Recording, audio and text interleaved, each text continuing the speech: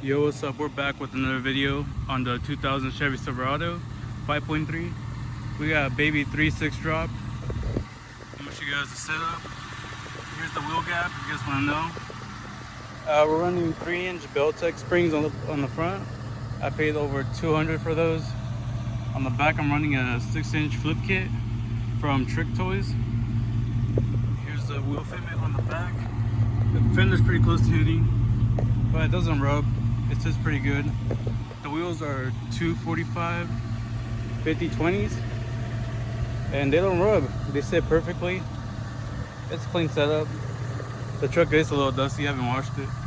I'll probably wash it this weekend for this new upcoming build.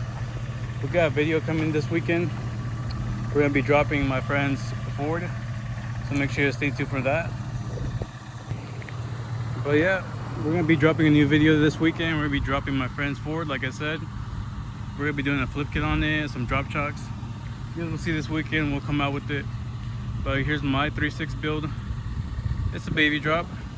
I do scrape on train tracks, my gas tank, but that's about it. The frame doesn't sit low, but my gas tank sits pretty low, so I do scrape that. It does have a bolt-on C-notch. I'll put it up on screen. Before it hit pretty hard without the C-notch, but now I installed a bolt-on C-notch for now. It runs pretty smooth now, as you guys can see it. Everything was done by me, backyard build.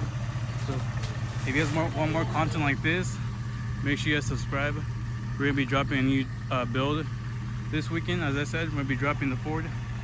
But for now, this is my build, and I'll see you guys next time.